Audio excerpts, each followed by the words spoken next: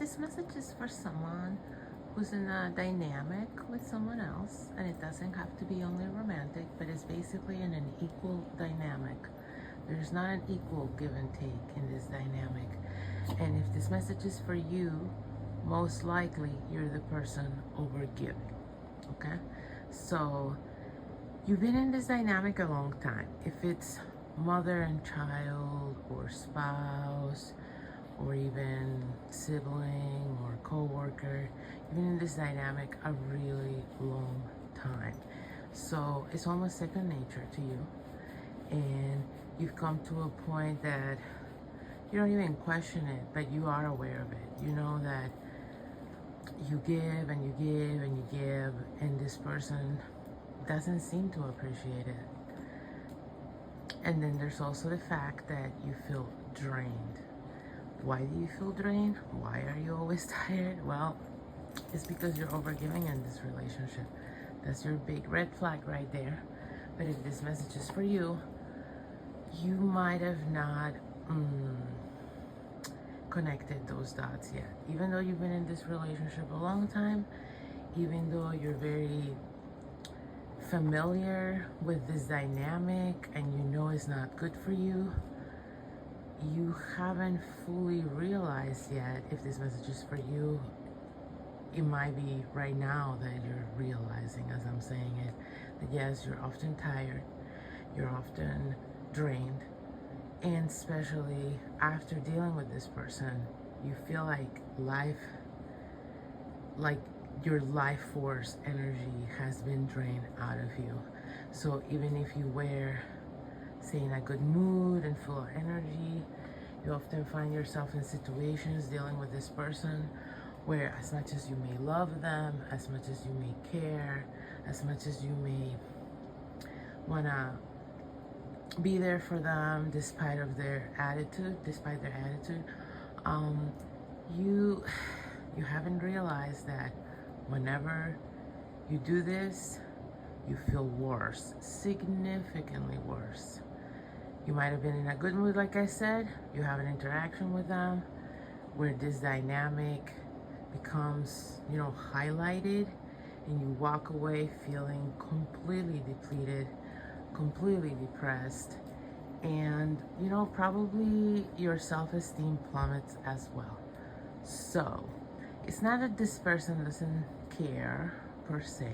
They might care, they also might not. Okay, this is a collective message. There might be different scenarios.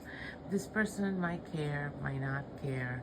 The bottom line is they're taking you for granted, and they're taking you for granted because everything you do for them, which I'm getting is a lot, is just such a given in their life.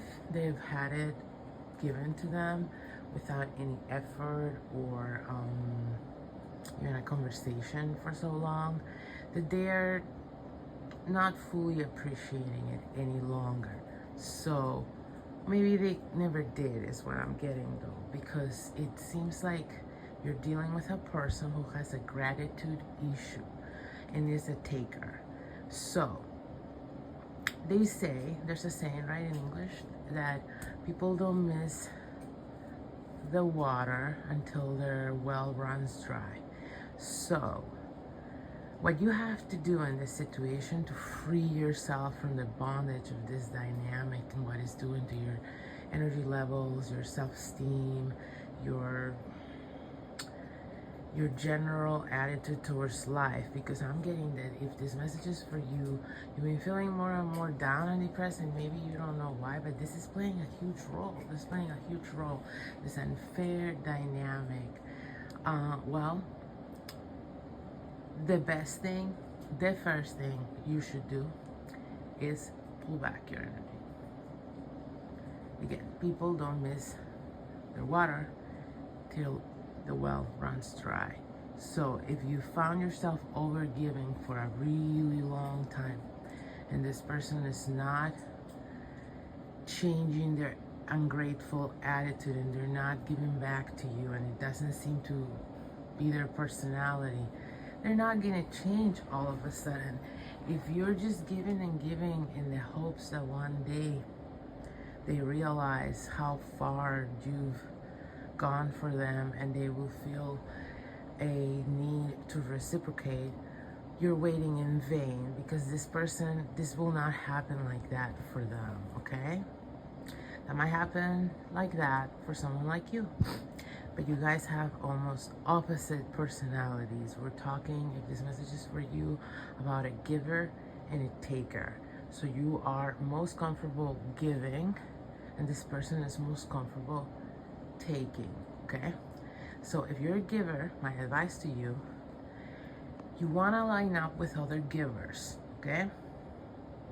Moving forward in life, looking at prospective relationships, looking where to invest your time and energy, you want to do it. If you're a natural giver, where giving is easier for you and taking is almost difficult, then you have to line yourself up with other givers. It's the easier way to have a healthy dynamic with someone, okay? Now, if you're a taker, you will feel yourself naturally drawn to givers. So that's the problem, okay?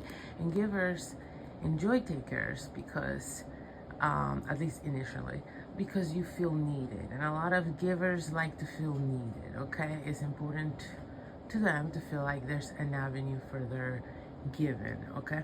So here's the problem though. Relationships are supposed to be reciprocal, and when they're not good for you or the other person.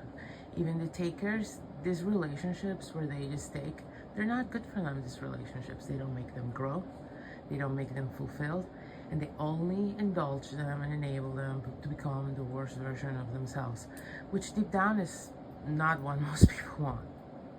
So, non-reciprocal relationships are not good for the soul of either the overgiver or the overtaker, okay? But we cannot rely on the takers to stop or shift the dynamic.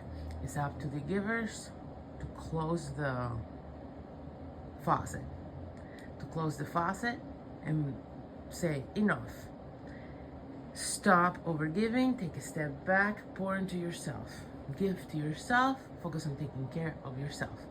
As you do that, you will start feeling better, more, all this drained, depressive,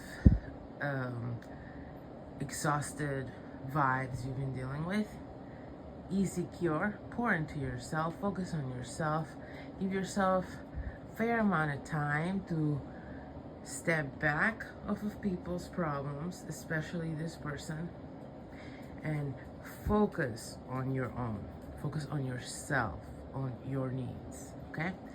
As you do that, you'll recalibrate the energy in the relationship. They will feel the lack. This person, overtakers, their problem is they don't know how to supply for themselves, so they never feel like they have a surplus to give to others.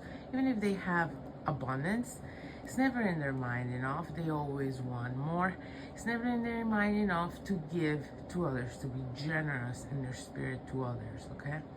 So they will feel a lack much greater than you, because you, as a giver, are a self-fulfiller, and because you're able to fill your own cup, it overflows and you're able to give to others, okay?